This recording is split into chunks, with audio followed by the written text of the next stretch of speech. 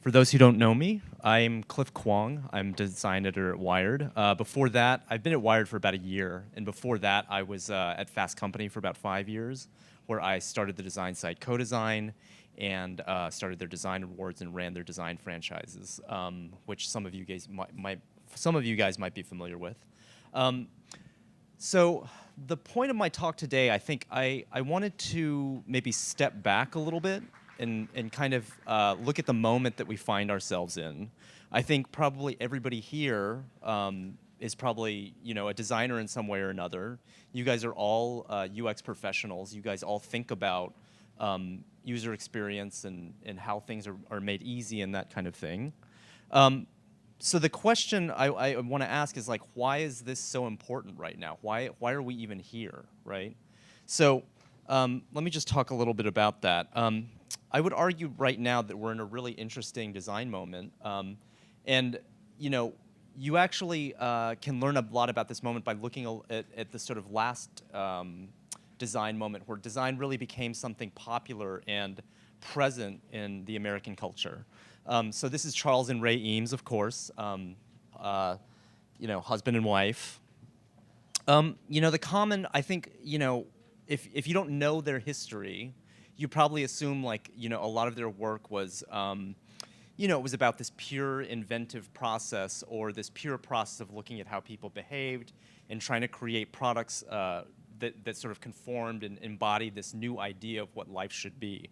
But in fact, there's actually a much more interesting story behind what begat a lot of their great designs, such as this one. This is the DCW Chair. I'm sure you guys have all seen this in places like Design Within Reach and whatnot. This is a prototype. But in fact, actually, this chair began as an idea that they were trying to pursue of sort of creating wood that bent in really novel ways, right? And so they were really obsessed with this idea of creating wood that had an organic feel to it that was beyond what wood could do. But they tried and tried and tried, and it turns out that they failed. They failed until they set the work aside, and they were asked to work on a project for the military, working on splints. Working on splints for soldiers, because metal splints couldn't conform to the human body very well, and they hurt people. They would crack and they would bend.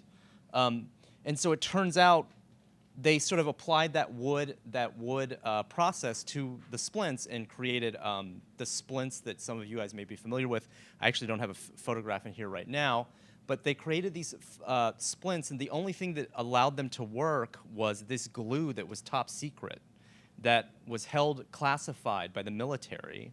And they finally had, in getting this military contract, they had this glue that the military really had no use for. And so they finally started using that glue.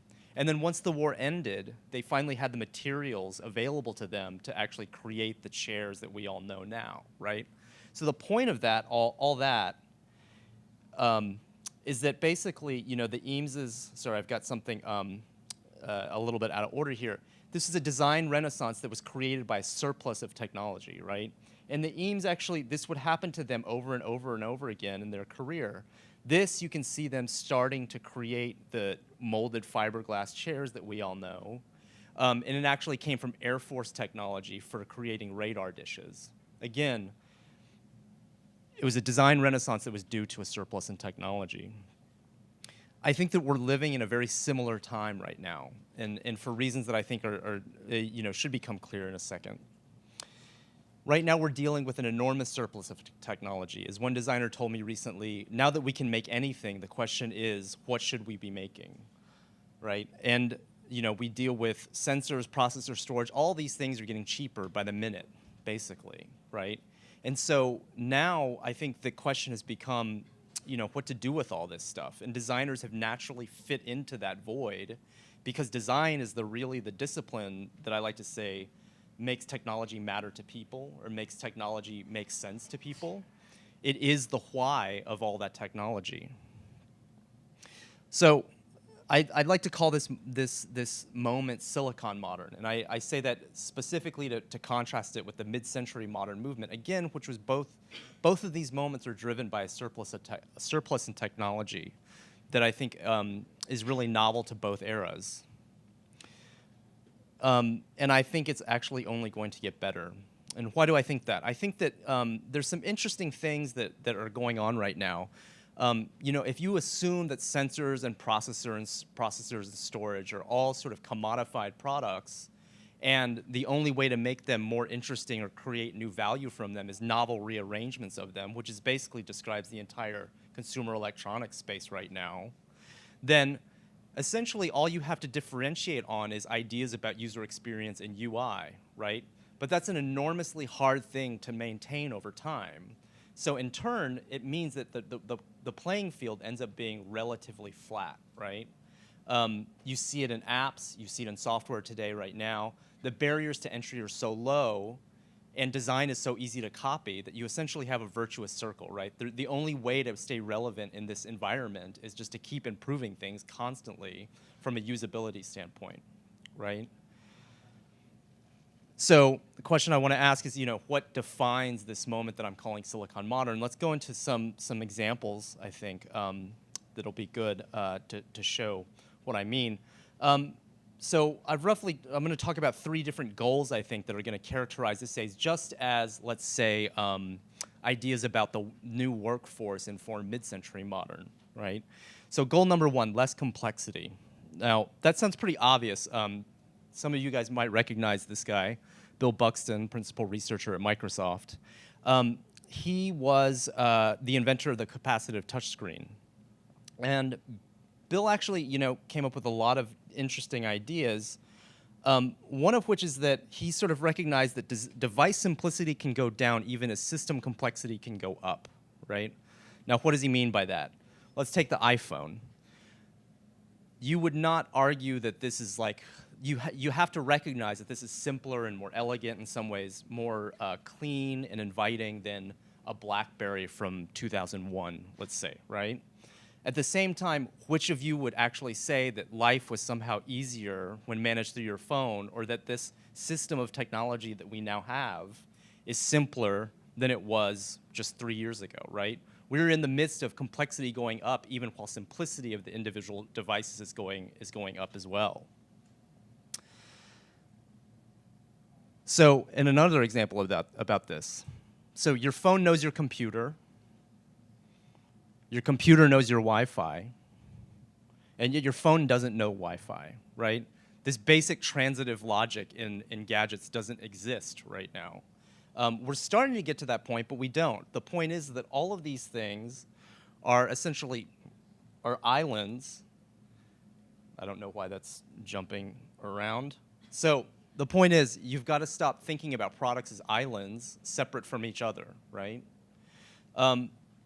Now, how might you start doing that? This is a company, is anybody familiar with this company, Automatic? Anybody? So really interesting product, right? I mean, it's essentially tapping into your phone in your car to probably the first and maybe third most important computer, or most expensive computers you own. So you plug it into the steering wheel, and what it does is it uses GPS and accelerometer data from your phone to actually add to the driving information that you know from the car. And when you're accelerating too fast, for example, it'll just chime to tell you in a very sort of subtle and quiet way, consider your driving. It's about noting something as opposed to sort of actively engaging in it, right? Now, that's a really interesting lightweight interaction, but you know, sort of, it sounds simple enough, but actually look at what they're integrating with, right? So now Automatic actually can be tied to SMS, it can be tied to your lights, it can be tied to Google Spreadsheets, to if this then that, which is a really interesting service. The point is, this product is really thought of as a node in a network of inputs and sensors and interactions as opposed to a product in and of itself. It's an interesting idea. So Bill cashes this out and says, new devices must reduce system complexity and increase system value, right? That's a real aspiration, I think. And if you look at the successes of consumer electronics, user interfaces, the best of them have done these things in concert, right? And the products we typically find unsatisfying don't. So, goal number 2, context. This is an example. I mean, you're actually mirroring this arrangement right now. But this is a Victorian classroom from, sorry, is that my phone? I think it is. I apologize. So this is a Victorian classroom from, I think, about the mid-1800s. And what you see is actually a factory, right? The analogy here is just a factory. You have kids lined up in rows, teachers in the front like foremen. And basically this idea is that you're going to impart information and they might recite it back to you, but it's an assembly line idea about stamping knowledge into a mind and then just moving it on along along down the line. Now compare that with a really interesting piece of work that comes out of IDEO. This is for Steelcase. These are chairs that you can rearrange inside of a classroom that can configure to a lecture type format, or they can be reconfigured into these little groups to face each other, right? The point I want to raise with this is that you're actually seeing two different ideas about what education is and what values it embodies just in the products here. You know, these are very simple objects to look at. They're very simple objects to sort of understand how they work, but they embody much different philosophies about what learning is. I raise that because, you know, a friend of mine, Duncan Lamb, you know, he likes to say our devices are still in the Victorian face. We're still in this one-way interaction where we're telling it something and maybe it repeats it back to us. We're not in a collaborative or dynamic sort of environment with the devices that are in our lives.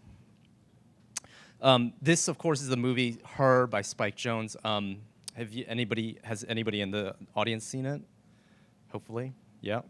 So what's interesting, this movie is about a guy who falls in love with an OS. And what's interesting is the OS is almost indistinguishable from a person. It's a person that he gets to know, whose complexity grows over time, who sort of comes to anticipate what he wants and can sort of have this sort of push-pull relationship with him just like a real human would. And so the lines at that point get very blurred, right? This is actually, I think, closer than you think. I mean, this reads as pure sci-fi, but I would point you to the example of Google Now, right now, which uses the information in your calendar and in your email and all the other services Google has to do things like predict what traffic's going to be like today and to suggest to you that you should be leaving a little bit early today, for example, because traffic is really bad. The point is that it's taken some pretty simple information that we all take for granted and put it together in a context that makes sense and it's far more useful than any one of those individual pieces of information might have been by themselves. So the point I want to make here is that complexity decreases as context increases, right? You can get away with a lot of things if your context is right? You can make a lot of interesting and elegant solutions when you have sort of the context considered as opposed to feature sets and whatnot. UX isn't just speed, it's context. So that's the point of the second part of the second point I want to make. The last one that I'll make here is that the future isn't necessarily supernaturally smart, right? It's possible that it's also just smart enough. And here I'll just give a quick example. Actually, here, one second. I'll just start with an example of what's going on right now with UX in environmental situations. This is a example from Disney. Right now, if you go to Disney World, essentially, you don't have a ticket anymore, right? You instead get this wristband, which you can just swipe in using RFID, and you swipe into your hotel rooms, you swipe into pay, you swipe into rides. But what's interesting is that you can actually then do things because this has a long-range sensor in it, which is just a radio, basically, with a radius of 40 feet, that the environment can essentially sense who you are down to the individual, right? So you can do things like seeing if somebody has waited too long in a line and push them a notification that, hey, you know, I'm sorry you had to wait 40 minutes to ride Space Mountain. Would a ice cream sundae make it up to you, right? This hasn't happened yet. I mean, some of this stuff is still being designed right now and it's not public.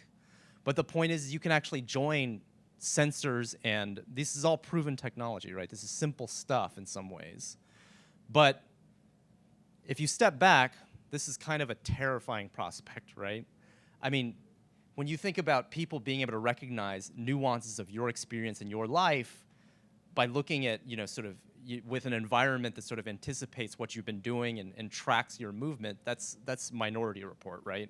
That's the scary situation you get when things know more than you realize. So my point with this is that in the wrong environment, breakthrough UX is terrifying, right? There's all kinds of things that your phone can do right now that it's not doing simply because we're scared of it, right? You can actually, in Asia, the technology exists to essentially micro-target people with ads that say, like, you just left the dry cleaner, would you like to go to lunch or something like that at this place? You can do that, but the social acceptance isn't there yet. The point is there's this push and pull with consumer expectation that we're negotiating right now. So how might you deal with that? How might you create new experiences in light of that? UX is approaching, I think, its own uncanny valley where we're sort of freaked out by the possibility, and not necessarily all that cognizant. It's sort of smart enough to be kind of disarming, but also smart enough to be kind of horrifying. Here's a guy I know, Matt Webb, and he has actually a really interesting idea. He runs this design firm that actually just folded this week, unfortunately. He has this idea of being as smart as a puppy, right? It's not that things should be, supernaturally smart. It's that they should obey. They should engage in some sort of sense of dialogue. They should ask for permission. They should admit of being taught, right? And here's just an example of how something might be as smart as a puppy. Here's actually an idea for what Google would look like as a camera app. I can see movement. Am I right? Thanks. So this is actually picking up some of the shapes around it and asking if it wants to search for something. This is a working prototype. So one thing I want to point out about this is that this is all stuff that you could have figured out algorithmically, right? A computer can certainly make a guess about any of these things. It could have known that you were indoors. It doesn't have to ask you. Instead, it's intentionally acting a little bit dumber than it actually could be in the effort of engaging you in a dialogue in which you feel some control in some idea, in some idea of what the capabilities of this thing are. It's basically teaching you what its own limitations are, right? And that's an important idea as you think about UX that uses things like AI and sensors and ubiquitous, let's say mesh networks and things like that.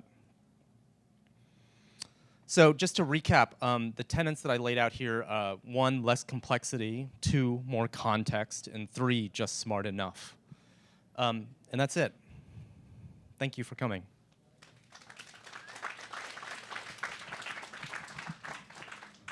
So any questions from anybody? So I was at this spin, like one of these new fitness places that just does spin classes, and the guy was talking about selling people's data to insurance companies. Right. And that, so you could get a discount from your health insurance company, right. but they would track all of your health metrics, and then if right. you don't go, they increase the prices. Right. So what do you think about the likelihood, and is that good or bad in your mind? I would submit to you that if you are willing to sell it, you've decided that it's fine. But one thing I will say is, like, a lot of the eeriness and the unease that we have with data out there is because there's an implied third party in the room. With Google or Facebook, they're never having a very clear or clean relationship with your data. They're always sort of you're always having to assume that they're using the data for some other end, right?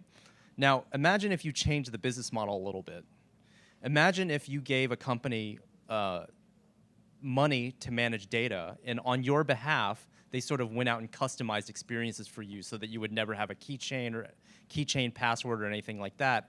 And this is a company like, let's say, Dropbox or somebody like that you paid to give you these experiences, unlock them and manage them, and sort of manage your privacy, right? This isn't a company that exists right now, but my point is, you might be more willing to do that than you would be willing to have Google and Facebook actually do this for you for free, right? And where I'm going with that is that as soon as you change the business model, I think you change our ideas about what kind of UX and sort of next-gen UX will accept, because your relationship to that data and your sense of what it's being used for completely changes. So I would say, yeah, I mean, I think that data for money, but not necessarily to other parties, is probably something like what we'll see in the future. I mean, I don't know about you, but I certainly would pay $10 a month not to have to worry about credit cards or logging into computers and things like that. But we'll see. Any other questions?